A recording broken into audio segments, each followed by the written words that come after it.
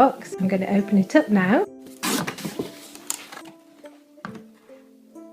It's well packaged. You'll need to put it on the floor, use both hands. I actually did it sideways so I didn't risk dropping it. Wow.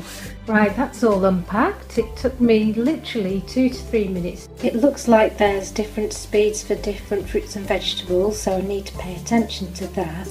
If you have inedible peel on fruits like mangoes, it says you need to peel them first. There's a warranty card inside, recipes in the back of the book for juices, as well as ways to use the pulp. I have given everything a really good rinse to make sure that any manufacturing chemicals have been removed. I've bought absolutely tons of fruit and vegetables so that I can try both the dual juicing disc and also the pureeing attachment as well. If it stops you from seeing the doctor and paying for medicines, then it's all good.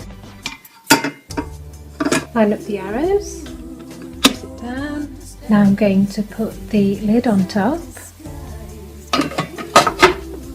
Put the jug underneath to collect the fibre. Put a plastic bag in, which makes cleaning easier, as they've advised in their booklet. Finally, you need to lift up the lever, which locks everything in place. Place the lid on like this. Take the protector off and then slot the jug in place. I'm really pleased with how easy it all is so far. Let's try juicing some apples. The instruction manual says that apples need setting 5. I'm going to turn it on now for the first time.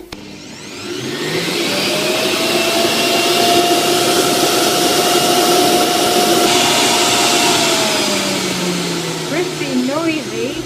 It does say that you're meant to wait for the motor to get to full speed before you start putting the fruit in. So let's give it a go. So that's the juice coming out just from one apple, and I'm really quite impressed with how much has come out. The apple pulp is it's really soft and dry like powder. It's completely different to my gear juicer that I used to have, so I'm massively impressed so far. So I just had it running for, I don't know, maybe 20 seconds at most, and it's given me all this juice and it's been super fast. I'm going to try some cabbage now and add a little bit of cucumber and lime in. Cabbage needs setting 4.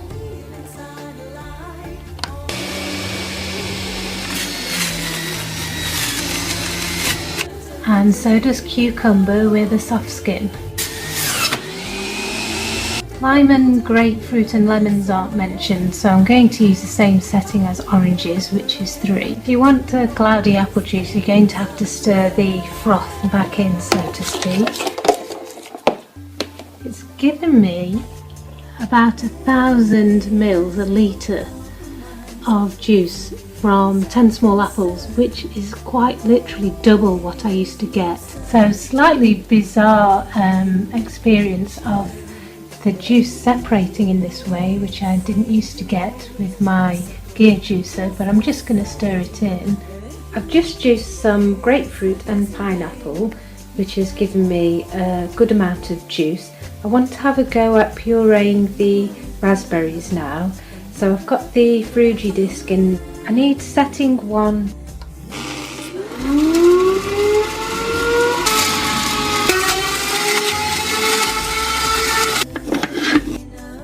That looks well pureed. There was still quite a bit of puree left in the filter bowl, so you just need to scoop that through. This is what's left underneath the lid, which just needs putting into the collector. Once you take the jug away and it starts spinning, it isn't still dripping, so it's actually quite neat and tidy.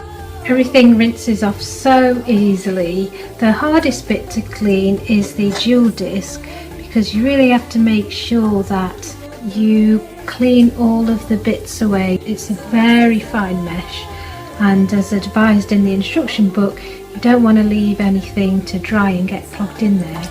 because then it will make your juicing less efficient. Today I went for beetroot, apple, carrot and ginger. It was really fast to do, including juicing and the washing up. It was less than 10 minutes. You don't need too much room on your counter. Width-wise, a bit less than your toaster, and obviously you need enough height. If you keep the jug and the Fibre container separately in the cupboard, and it looks really nice too. My first impressions are that it's absolutely brilliant. It was really easy to use, easy to clean, and it's going to be a huge time saver and make juicing a much more pleasurable experience. I will post another video if anything else crops up with further use, but for now I think